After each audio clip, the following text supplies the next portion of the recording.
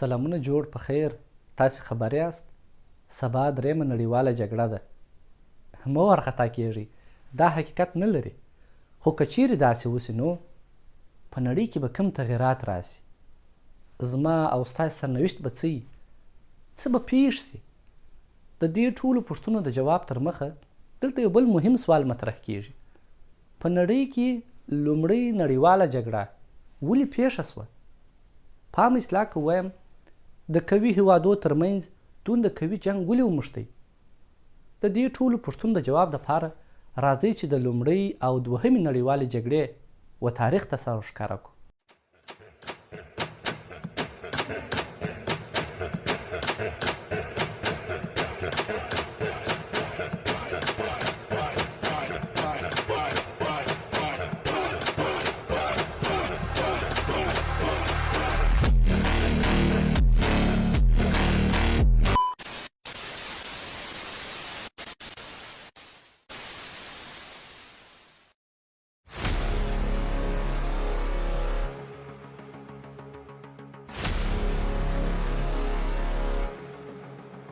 نړیوالې جګړې د شلمې پیړۍ له مهمو پیښو څخه وې چې نړیوال سیاست، اقتصاد او جغرافیې ته یې ژور بدلونونه راوړل.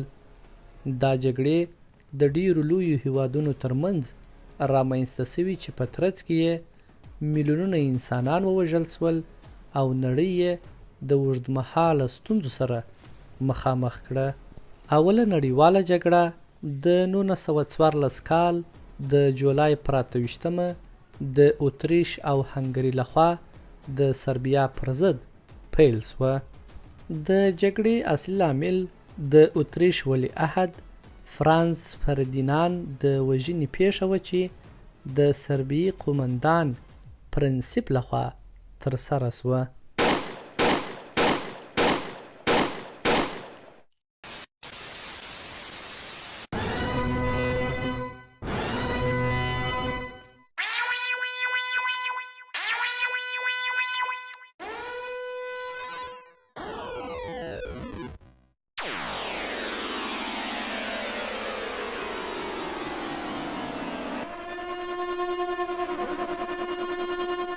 باس له دې ځایه څخه لومړۍ نړیواله جګړه وموښته چې پر دوو مهمو ایتلافونو ویشل سوې وه.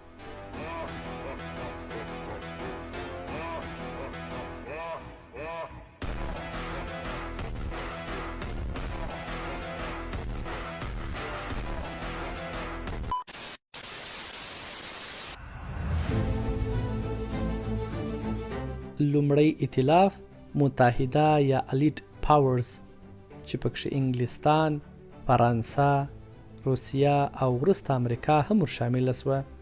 دوهم سنټرل پاورز مرکزي ځواکونه چې پکښې جرمني، اتریش، هنګري، عثماني امپراتوري او بلغاریا شامله وه.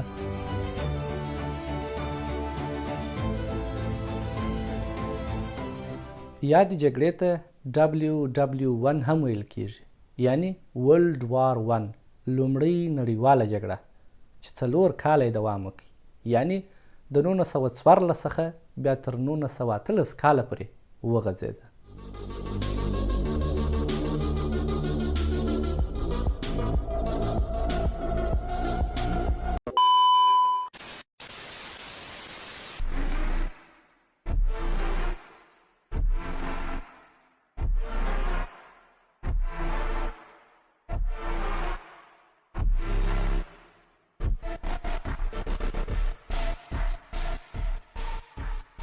د نړیوالې جګړې په پایله کې د متحده ځواکونو ایتلاف بریالی سو. جرمني او متحدین یې له سختې ماتې سره مخامخ سول چې د دې جګړې له امله جرمني ته سخته نظامي او اقتصادي ضربه هم ورسېده. په جګړه کې نږدې 11 میلیونه کسان ووژل سول چې 10 میلیونه یې سرتیري او 7 میلیونه یې ملکي وګړي وه.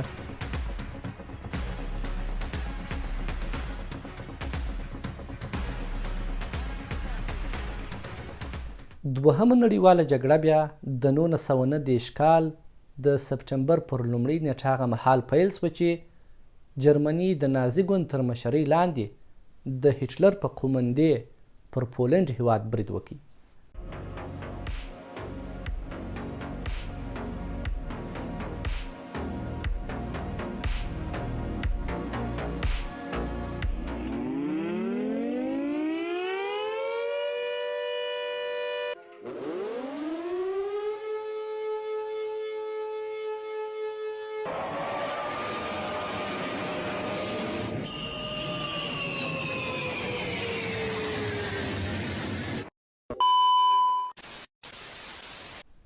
دا برید دونه خطرناکه تمام شو چې د یو وخت ډوډۍ به هم غنیمت ګڼل کېدله.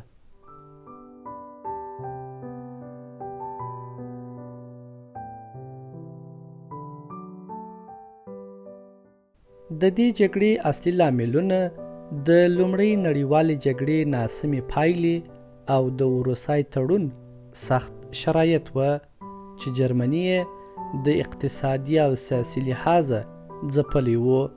هټلر هڅه کوله چې د جرمني سیاسي، اقتصادي او نظامي ځواک بیا راژوندی کړي او یو ځل بیا جرمني د اروپا تر ټولو قدرتمن هیواد کړي.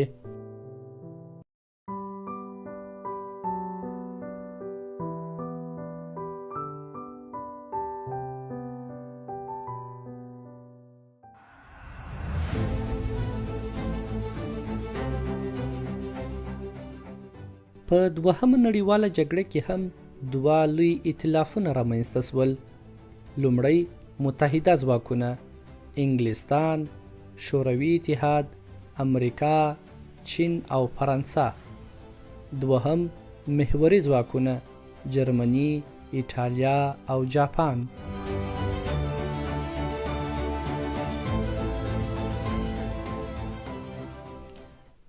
دوهمه نړیواله جګړه له 1919 کال څخه تر 1945 کاله پورې وغځېده، یعنې 6 کاله یې دوام وکړ.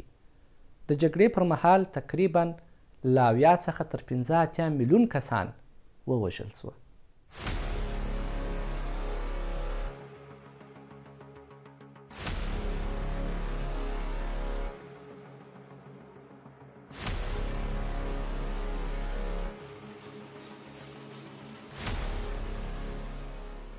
په دواړو نړیوالو جګړو کې جرمني سخت تاواني شو، خو په دوهمه نړیواله جګړه کې جرمني بیخي پر دوو برخو نیمی شو، یعنی ختیځ جرمني او لویدیځ جرمني.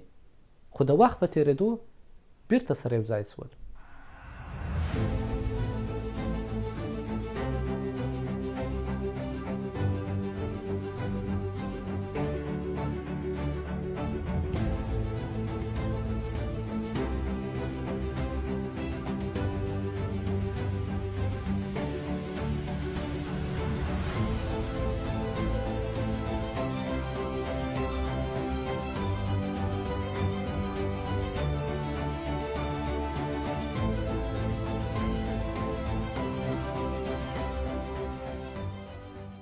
How do you measure such an astonishing moment in history?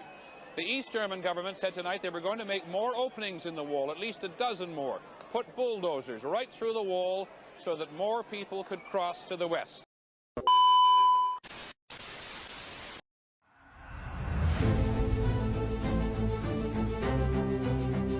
دوهمه نړیواله جګړه یو وار بیا د متحده ځواکونو د بریا سره پای ته ورسېده. جرمني او ایټالیا ماته وخوړه، خو جاپان چې په جګړه کې د جرمني هیواد ملګری و د امریکا د اټومي بمونو په وجه تسلیم شو.